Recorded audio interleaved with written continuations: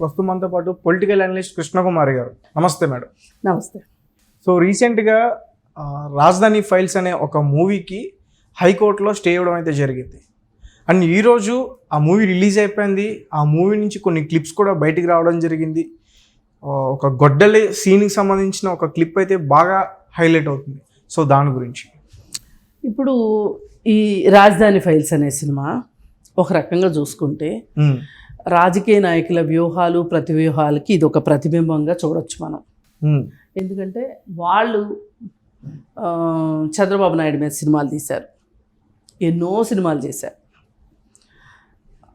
ఆ తర్వాత అవి చంద్రబాబు నాయుడిని ఉద్దేశించి తీసిన సినిమాలు కొన్ని, అలాగే అంటే అతన్ని ఫ్యామిలీని మిస్సెస్ ఎన్టీఆర్, లక్ష్మీ ఎన్టీఆర్ అని అలా వచ్చినాయి కదా కొన్ని సినిమాలు. ఆ సినిమాలన్నిట్లో ఏంటి అంటే చంద్రబాబు నాయుడు పాత్రని చాలా డీఫేమ్ చేసి తీశారు. యాత్ర అనే సినిమా కూడా వచ్చింది. యాత్ర అనే సినిమాని వాళ్ళ నాయకుడిని వాళ్ళు ఎలివేట్ చేసుకుంటూ చనిపోయిన వైఎస్ఆర్ పాత్రనికి మలయాళం నుంచి మమ్ముట్టిని తీసుకొని వచ్చి పెట్టి చేశారు. అది యాత్ర 1 వచ్చింది, ఆడింది. యాత్ర 2 ఇప్పుడు రిలీజ్ అయింది. కానీ యాత్ర 1లో అంత విమర్శలు ఉండవు. విమర్శలు ఎప్పుడు అవసరమైనవి? యాత్ర 2లోనే విమర్శలు అవసరం, ఎందుకంటే ఇప్పుడు గెలవాలి కాబట్టి. అవును. యాత్ర 1లో ఎందుకుంటాయి?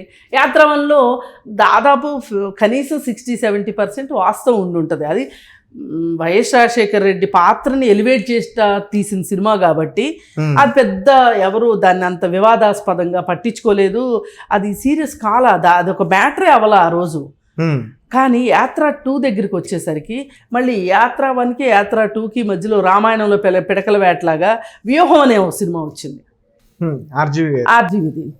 ఆర్జీవీది వచ్చినప్పుడు కొంచెం గందరగోళం అయింది. చంద్రబాబు నాయుడు తాలూకా వాళ్ళు, లోకేష్ వీళ్ళందరూ కూడా కోర్టుకు వెళ్ళారు. అన్నీ చేసి చాలా అబద్ధాలు ఉన్నాయి అనేది వాళ్ళ ఆరోపణ. అది దానిలోంచి వచ్చిన కథాంశాలను బట్టి చూస్తే అది వాస్తవం కూడా ఓ రకంగా. సరే, అది అయిపోయింది, దాన్ని అడ్డుకున్నారు. ఇప్పుడు వీళ్ళు ఏం చేశారు? అసలు సినిమాలు తీసేది వాళ్ళేనా? మేము తీయలేమా సినిమాలు? ఇన్ని సినిమాలు తీశారు వాళ్ళు, ఈ ఒక్క సినిమా మేము తీయలేమా అని చెప్పి వీళ్ళు రాజధాని ఫైల్స్ అని మొదలెట్టారు. ఈ రాజధాని ఫైల్స్లో నిజానికి వాళ్ళని విమర్శించే ఘట్టాలు ఉన్నాయి, ఖచ్చితంగా లేకుండా అయితే ఉండవు. కానీ ఆ ఘట్టాల కంటే కూడా రాజధాని విషయంలో, రాజధాని రైతులకి, అమరావతికి జగన్మోహన్ రెడ్డి చేసిన అన్యాయమే ఎక్కువగా కనిపిస్తుంది దాంట్లో. ఆ కనిపించే దాంట్లో మధ్యలో ఇట్లాంటి ఘటనలు కూడా వస్తాయి. ఈయన అమరావతినే కాదు నాశనం చేసింది, ఈ జగన్మోహన్ రెడ్డి అధికారంలోకి వచ్చి అటు సొంత బాబాయిని చంపించాడు అధికారంలోకి రావడానికి. బహుశా కోడికత్తి సీన్ కూడా ఉండే ఉంటుంది. అలాగే ఈయన అధికారంలోకి వచ్చిన తర్వాత ఈయన వేరే పార్టీల నుంచి తీసుకొచ్చుకున్న నాయకులకి బిస్కెట్లు వేయడం కోసం కొడాల నానికి ఒక బిస్కెట్టు, వల్లభనేని వంశీకి ఒక బిస్కెట్టు అన్నీ వేస్తూ వచ్చాడు కదా. రోజాకి బిస్కెట్లు అంటే వేరే పార్టీ నుంచి వచ్చిన వాళ్ళే, ఆయన పార్టీలో ఉన్నదందరూ. కానీ కాంగ్రెస్ నుంచి వచ్చిన వాళ్ళకంటే కూడా తెలుగుదేశం నుంచి వచ్చిన వాళ్ళకి ఎక్కువ అందలం ఎక్కించి వాళ్ళతోటి తనకు కావాల్సిన పనులన్నీ చేయించుకున్నాడు. ఇప్పుడు ఆ నానికి వంశీకి ఇద్దరికి టికెట్లు ఇవ్వనన్నాడు, ఇవ్వట్లేదంట టికెట్లు. చూడాలి మరి అదేంటో, అది ఎంతవరకు వస్తుందో. అంటే తనకి ఏది అవసరమో, ఎప్పుడు ఎలా ఎందుకు అవసరమో జగన్మోహన్ రెడ్డికి తెలిసినంతగా ఎవరికి తెలియదు. ఏదో అంటారు కదా, తడిగుడ్డతో గొంతులు కోయటం అంటారు కదా, ఆ విధంగా నాకు ఆయన ఎవరెవరి మీద ఏ విధమైన వాళ్ళ సొంత బాబాయిని చంపించినందుకు కానీ, లేదు అనుకుంటే చంపిన వాళ్ళని రక్షించినందుకు కానీ, లేదు కోడికత్తి సీను 5 సంవత్సరాల భవిష్యత్తుని నాశనం చేసినందుకు కానీ, అవన్నీ అడ్డం పెట్టుకుని అధికారంలోకి వచ్చినందుకు కానీ, వీటన్నిటికంటే కూడా ఒక భాస్వరంలాగా మండించే విషయం ఏంటి అంటే రాజధాని విషయం. రాజధాని విషయం ఇది ఖండాంతరాలకు పాకిపోయింది. తెలుగువారు ఎక్కడుంటే అక్కడికి పాకిపోయింది. అన్ని చోట్ల మాట్లాడుకునేది ఏంటి అంటే అసలు ఈ అమరావతిని ఎందుకు చంపేశాడు, అమరావతిని జగన్మోహన్ రెడ్డి ఎందుకు చంపాడు. రాష్ట్రాన్ని అడ్డదిడ్డంగా విభజించినందువల్ల ఆంధ్రప్రదేశ్ నష్టపోయిందే సరిపోనట్లు ఈ అమరావతి రాజధానిని ధ్వంసం చేసిన దాని విషయంలో దానిని బాగున్న రోజుల్లోనే దాన్ని శ్మశానంగా ప్రకటించిన వాళ్ళు వాళ్ళ విధానాన్ని ప్రజలైతే జీర్ణించుకోలేకపోతున్నారు, ఏ తెలుగు వాళ్ళు జీర్ణించుకోలేకపోతున్నారు. కానీ వాళ్ళందరికీ అమరావతి గురించి మాట్లాడడానికి సరైన వేదిక దొరక్క ఆగారు. కానీ చాలా రోజుల పాటు ఎప్పుడైతే చంద్రబాబు నాయుడుని అరెస్ట్ చేసి జైల్లో పెట్టారో అప్పుడు ప్రపంచం నలువైపుల నుంచి ఒక వెల్లువలాగా ఒక నిరసన వచ్చింది. ప్రతి చోట రాజధాని గురించి మాట్లాడుకున్నారు. చంద్రబాబు నాయుడు జైలుకి వెళ్ళడం గురించి ఎలా మాట్లాడుకున్నారో దాంతో సరిసమానంగా అమరావతి విషయం గురించి కూడా మాట్లాడుకున్నారు. అప్పుడు అంటే ఇప్పుడు సమస్య ఉండొచ్చు, కానీ మాట్లాడగలిగే సందర్భం సమయం ఉండాలి కదా.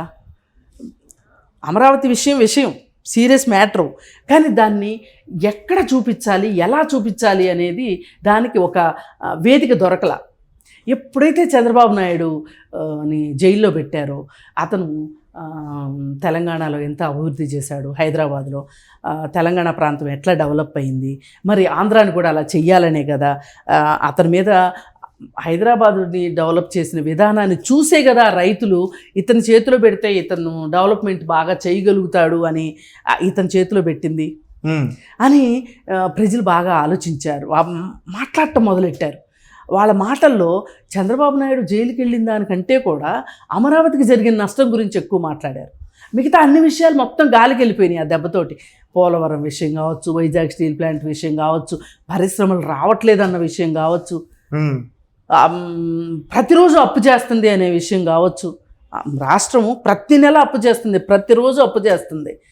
ఏది జీతాలకు కూడా అప్పులు చేస్తున్న పరిస్థితికి వస్తే కూడా అవన్నిటికంటే కూడా వీళ్ళకి బర్నింగ్ ఇష్యూ ఏమైపోయింది, రాజధాని రైతుల విషయమే అయింది.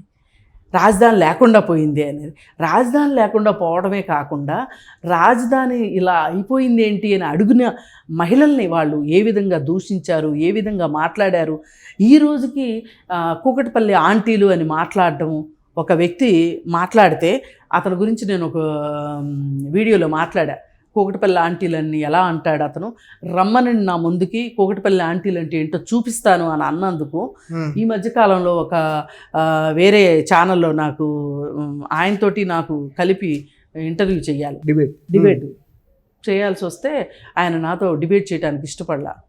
అదేమంటే లేడీస్ సున్నితంగా ఉంటారు, వాళ్ళని ఏమన్నా అంటే బాగోదు, అందుకని చెప్పి నేను చెయ్యను. అంటే మరి ఆ మాట అన్నప్పుడు సున్నితంగా అనిపించలేదా? ఇప్పుడు నేను అది క్వశ్చన్ చేస్తానని, అవసరమైతే చొక్కా పట్టుకుంటానని భయం వేసింది అతనికి, అందుకని చెప్పి చెయ్యలా. అంటే అంత బర్నింగ్ ఇష్యూ అయింది ఆ మాట. ఆ కూకట్పల్లి ఆంటీలు అన్న విషయం అంత బాధాకరమైన విషయం అది. వాళ్ళు 50,000 రూపాయలు పట్టు చీరలు కట్టుకుంటారు, నగలు పెట్టుకుంటారు. వాళ్ళకి రాజధాని అవసరమా? వాళ్ళకి రాజధాని ఎందుకు అవసరం? వాళ్ళ పొలం ఇచ్చారు కాబట్టి అవసరం. వాళ్ళు ఏమైనా ఊరికే రాజధానిలో స్థలం కావాలని అడుగుతున్నారా? ఊరికే అయితే అడగట్లేదు కదా. ఇప్పుడు నాకు రాజధానిలో నేను పొలం ఇవ్వలేదు, నాకు ఇస్తారు అక్కడ బెనిఫిట్ ఏమన్నా? ఇవ్వరు కదా. పొలం ఇచ్చిన వాళ్ళకే ఇస్తారు బెనిఫిట్. ఇట్లా అక్కడ అన్ని కులాల వాళ్ళు, అన్ని మతాల వాళ్ళు ఉన్నారు రాజధాని పొలం ఇచ్చిన వాళ్ళల్లో.